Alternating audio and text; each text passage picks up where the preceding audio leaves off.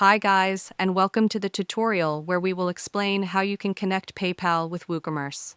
So let's jump right in. Before starting, make sure you are already logged into your WooCommerce. Now, when your WooCommerce store is up and running, it's time to install a PayPal payment plugin in your store.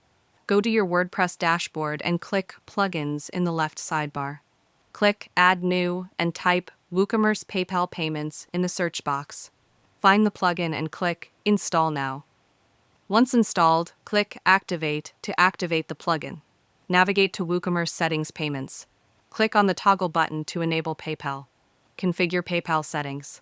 When you click the PayPal toggle button, a new tab will appear on your screen, prompting you to activate PayPal. Check the Securely Accept box to ensure secure transactions.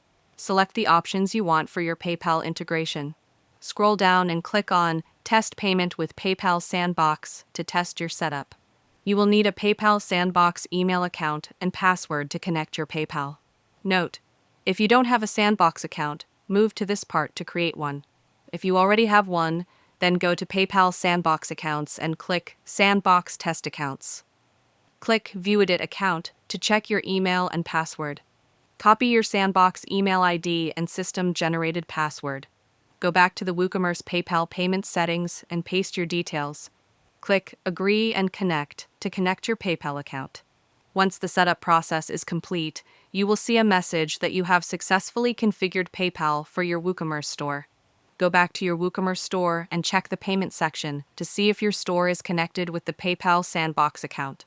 From this section, you can set your PayPal settings like PayPal Standard Payment Settings, customize the appearance of PayPal checkout, display pay later messaging, and more.